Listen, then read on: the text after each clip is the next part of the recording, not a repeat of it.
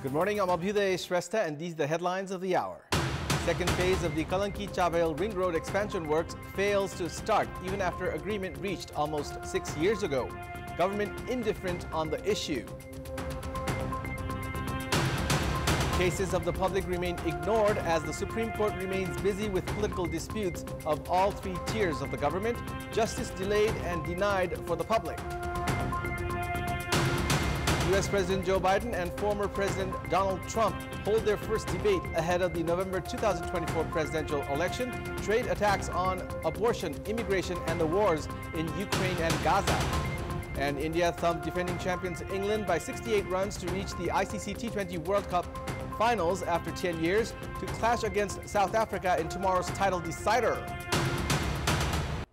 The second phase of the Kalanki-Chabahel Ring Road expansion works has failed to move forward even after an agreement was reached between the governments of Nepal and China almost 6 years ago. As the second phase of the Ring Road expansion works from Kalanki to Chabahel has not started, the public have been suffering from dusty and muddy conditions.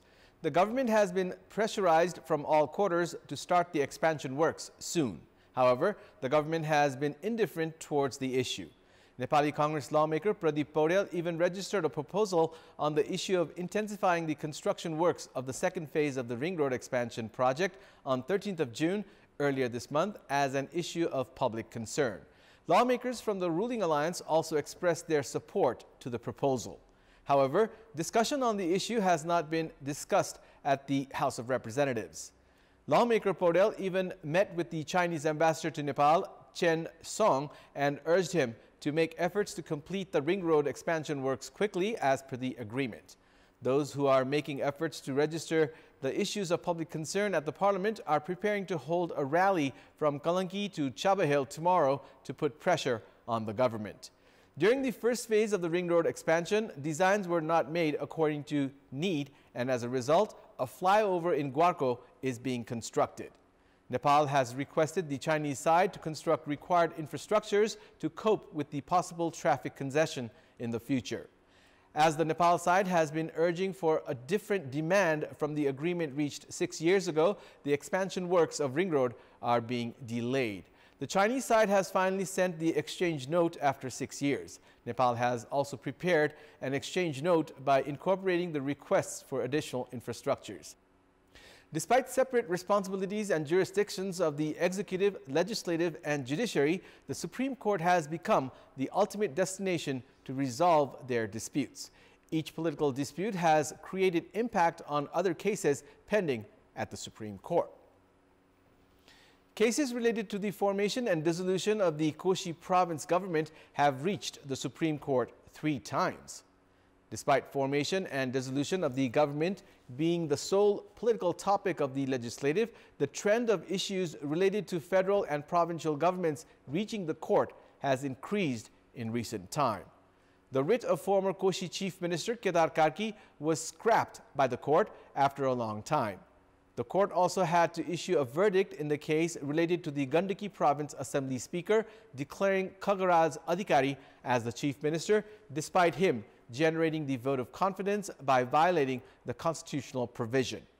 The writ related to Sudur Paschim Province is still under consideration at the Supreme Court. Gandaki Province Assembly member Fanindra Devkota's position was also saved by the Apex Court. Cases related to the legitimacy of Janata Samajwadi Party Nepal and Nagrik Unmukti Party are also under consideration at the Supreme Court. A total of 26,200 cases are under consideration at the Supreme Court at the moment. Most of the cases have been awaiting verdicts for around a decade. Around 240 disputes related to the 3 tiers of the government, political parties, and elections are under consideration at the constitutional bench of the Apex Court. In recent time, cases related to formation and dissolution of federal and provincial governments have also been ending at the Supreme Court. The Supreme Court also needs to conclude the disputes related to registration of political parties. With political cases ending at the Supreme Court, cases of public have been facing delays. Cases of the public must have been prioritized at the Supreme Court. However, with the focus on political cases, the public have been denied justice. Locals in Morang and Saptari, displaced since last Wednesday's floods, have been spending their days under tarpaulins with no authority visiting them yet to take stock of their situation. 13 families of landless squatters in Biratnagar have spent the 3 days under the tarpaulins. Elsewhere in Rupani rural municipality of Saptari, locals who had purchased pigs for business purposes have lost their investments to the flood. Likewise, 6 local levels in Saptari, including headquarters Rajbiraj, have been affected by floods. Local levels have said they have distributed food items and have announced of additional relief for the victims. All 18 local levels in Saptari are at high risk of flooding, especially with the embankment in Balan River sustaining damages. Other rivers, including Jita, Miholi, and Tegra, are also at risk of flooding every year. With monsoon active across the country, water-induced disasters, including floods, landslides, and inundation, have increased, resulting in loss of lives and properties. The government is facing criticisms for its failure to ensure timely rescue and relief for the victims. However, tens of millions of rupees collected at the Disaster Management Fund, chaired by the chief district officers in all districts, has yet to be used. The fund of the Disaster Management Center, Dhading, has 125.2 million rupees. The Fund of Disaster Management Centers, chaired by the chief district officers under the Ministry of Home Affairs, was created with the objective of using resources when required during disasters. However, large amount of money has remained unused in such funds. The entire nation has been facing the increasing wrath of monsoon-induced disasters, including floods, landslides, and inundation in recent days. Those displaced years ago have yet to be resettled, while the victims of the ongoing disasters have not been able to receive relief resources in any easy manner. Dolkha's Disaster Fund has around 22.6 million rupees, Banke has 9.2 million rupees, Morang has 6.8 million rupees, and Lumjung Disaster Management Fund has 15.4 million rupees. However, complicated procedures have surfaced as obstacles in ensuring ease in the use of fund during disasters. Analysts are of the opinion that the amount collected at the Disaster Management Fund should also be used for immediate resettlement of victims, in addition to basic rescue and relief efforts for the public facing problems caused by floods, landslides, and inundation. It is imperative for the government to ensure immediate rescue, relief, and resettlement for the victims of disasters by using the amount collected at the Disaster Management Fund. Lawmakers drew the government's attention towards the immediate rescue and relief of victims of rain-induced disasters as they spoke at yesterday's session of the House of Representatives. They said lives had been lost in many places, many more had lost their houses and were stranded, and called for the government's active involvement in helping deal with the circumstance. They also demanded the government's attention to the roads and drinking water infrastructures that have been damaged by floods. उचित उपचारको प्रबन्ध र विस्थापित परिवारलाई तत्काल राहत र पुनर्स्थापनाको लागि पहल गर्न चाहिँ सरकारको म ध्यान आकर्षण गराउन चाहन्छु। विपदबाट पीडितहरूलाई स्थानान्तरण गर्न अथवा पुनर्वासको व्यवस्था गर्न सरकारसँग अनुरोध गर्न चाहन्छु। 1 वर्ष अगाडि ताप्लेजुङ ओखलढुङ्गा लगायतका ठाउँमा भएका विपदका फाइलहरू गृह मन्त्रालयमा थन्किएर बसेका छन्। म गृहमन्त्रीलाई अनुरोध गर्न चाहन्छु, तपाई फाइल धेरै हेरिरहनु भएको छ, कम से कम विपदमा परेका फाइलहरू, ती जनतालाई राहत दिने फाइलहरू, पुनर्स्थापना गर्ने फाइलहरू, ती फाइलबाट जनतालाई राहत हुन्छ भने त्यस्ता फाइलतिर पनि गृहमन्त्रीको ध्यान जाओस् भनेर अनुरोध गर्न चाहन्छु। विराटनगरले कुनै किसिमको आवत जावत गर्ने स्थिति छैन। सरकारले त्यसको चाहिँ कसरी त्यसको व्यवस्थापन गर्ने, कसरी चाँडै उद्धार गर्ने, त्यो कुराको अहिले चाहिँ ध्यान दिइराखेको छैन। विराटनगर पुरै जलमग्न भएको कारणले सम्बन्धित निकायले कसरी सुन्ने? अहिले सरकारले तुरन्त त्यहाँको उद्धार गर्नु पर्यो। खाली कुराले यहाँ ठुलठुला डिङ हानेर भएन।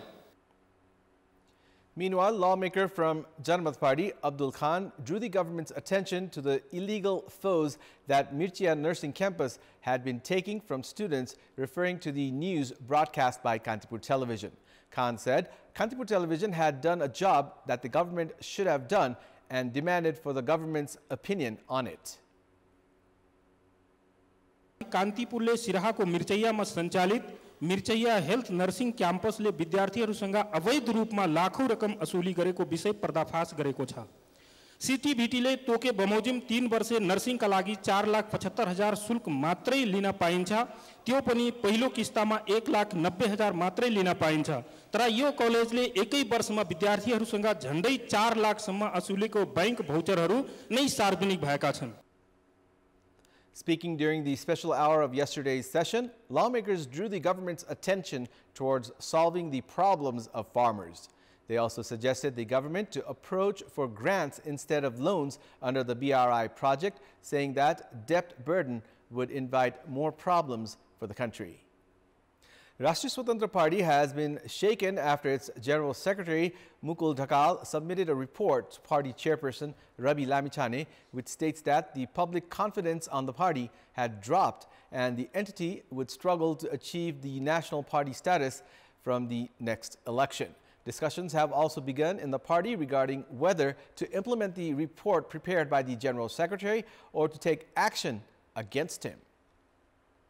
Rashtriya Swatantra Party chairperson Rabi Lamichhane held internal discussions on the report prepared by General Secretary Dhakal in 2 phases yesterday. Several members of the party who spoke to the chairperson said that the report had painted the real picture of the party, while others had stated that the report would cause damage to the entity. They have added that serious discussions would be held on the report. Dhakal had prepared the report after visiting 38 districts of the country. The report concludes that the party is heading towards an accident. It's now time for our segment Public Pulse, where you text us with your opinion. Public Pulse. Here's the question. What do you term the General Secretary of Rashtriya Swatantra Party furnishing a report stating the downfall of the party? Your options are A, correct assessment, B, planting disputes, and C, interest-driven statement. The voting is on. Type NEWS, select your option A, B, or C, and send it to 34001 to share your opinion with us. In our Public Voice segment, we had asked students, guardians, and teachers in several provinces what should be done to improve SEE results. Let's take a look at what they had to say.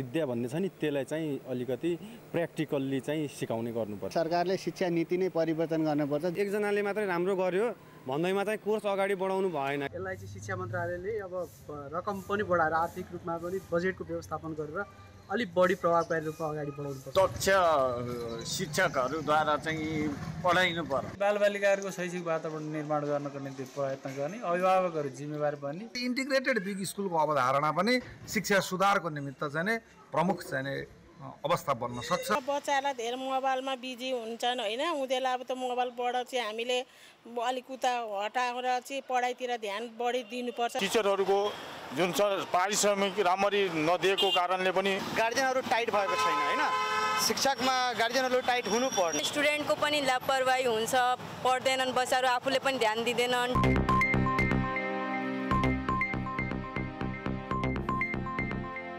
It's time now for the international update.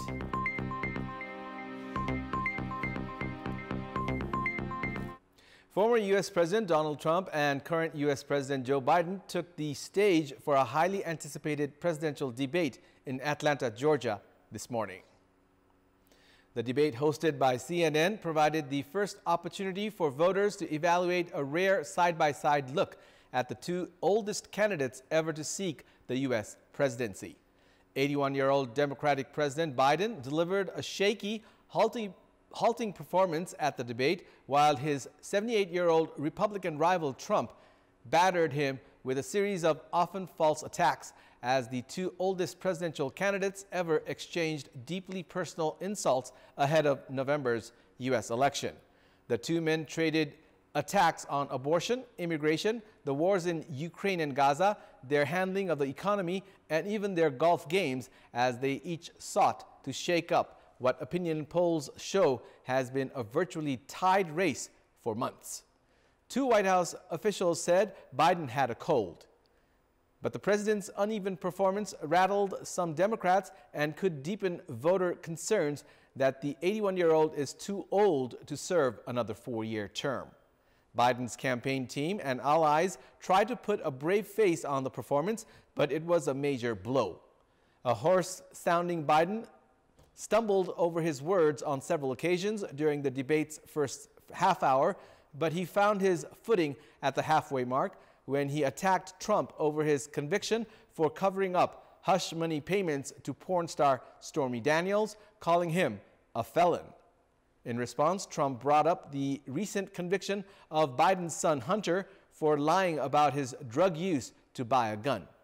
Trump, meanwhile, unleashed a barrage of criticisms, many of which were well-worn falsehoods he has long repeated. Biden and Trump were both under pressure to display their fitness for office. That's all for the moment. Thank you for watching. Have a good day.